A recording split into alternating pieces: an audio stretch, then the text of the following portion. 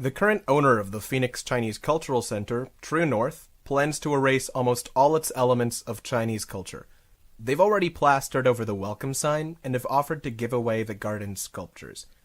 The Chinese community was outraged by this attempt to replace a historic monument with a generic business park. But it's important to understand the history behind the cultural center as well. The PHX Chinese Cultural Center was built in 1997 by COFCO, a Chinese company, with support from the Phoenix city government. Donations were also provided by local Chinese immigrants. There was support from federal, state, and local officials. The goal of the center was to bridge east and west, providing a tourist destination for people visiting Phoenix. But another major focus was preserving the history of both China and Phoenix. The buildings and garden in the center were built with the help of artisans brought in from China. They built the garden with techniques thousands of years old, like building structures with interlocking pieces of wood instead of nails. The materials used were also historic. Paving stones were brought in from Suzhou, from the same source as the stone that built the Forbidden City in Beijing. Since the mountain in Suzhou is now protected land, the stone would now be impossible to acquire.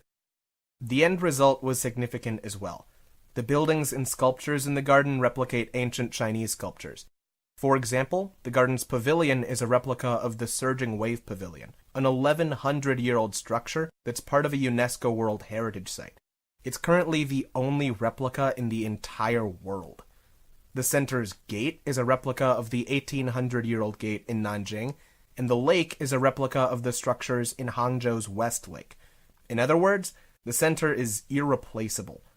It's not only important for Chinese history, but acknowledges Chinese immigrants' role in shaping Phoenix.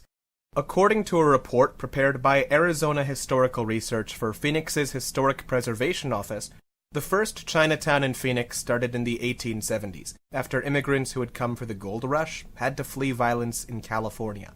But by the 1890s, white businessmen had forced the Chinese community out of Chinatown, causing them to build another in what's now downtown Phoenix. But they faced new challenges. The Chinese Exclusion Act restricted the legal status of Chinese Arizonans, reducing the population over the decades. In 1943, the act was lifted, but the damage was already done. Phoenix's second Chinatown was largely empty by 1945. Despite this discrimination, Chinese Arizonans still served the U.S. during World War II and subsequent conflicts, and even bought war bonds to help finance the war effort. Despite this rich history, one of the few landmarks left is the Sun Mercantile Building. Constructed in 1929, it barely avoided historic erasure, since the Phoenix Suns attempted to demolish it in the mid-2000s. The Chinese Cultural Center is thus one of the few remaining monuments to the centuries-long history of Chinese Americans in Arizona, and is a symbol of pride for not just Arizona's Chinese community, but all Arizonans. Chinese Week events hosted by the center regularly saw more than 150,000 attendees each. Tourists frequently visit the site, and Arizonans have been inspired to learn more about Chinese culture. The center has even inspired some people to learn Chinese as a second language. The center is part of the cultural fabric of Arizona, represents thousands of years of Chinese architectural knowledge, and is the only major monument left representing Chinese American history in the state. We hope you recognize that once this piece of history is erased, it'll be gone forever. Phoenix has lost enough historic monuments over the centuries. At some point, our city needs to decide when to keep a piece of history. And we hope that moment is now. Save the Chinese Cultural Center. When I was little all the time, so it's one of my favorite places in Phoenix. My name is Allie Higgins. My grandma's Chinese, and I love the Chinese Cultural Center. Please help us save it. My name is Claire Hetrick, and I love the Chinese Cultural Center.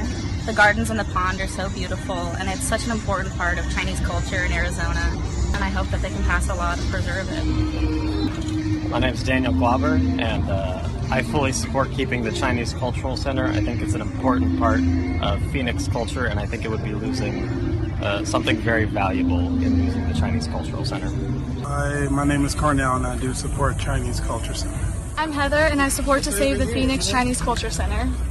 Hello everyone, my name is Oscar. And I'm Ashwarya, and we just signed this petition to save the Chinese Cultural Center, so please support us. Please do. We love it, and we don't want it to go away.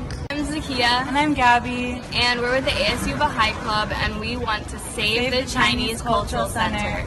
I definitely think it should stay, and I really want it to be there for several more years so I can keep visiting it. Definitely a wonderful place. Hi, my name is Peyton. Let's save the Chinese Cultural Garden. I just signed a petition. I've been to the Chinese Cultural Center and I support it.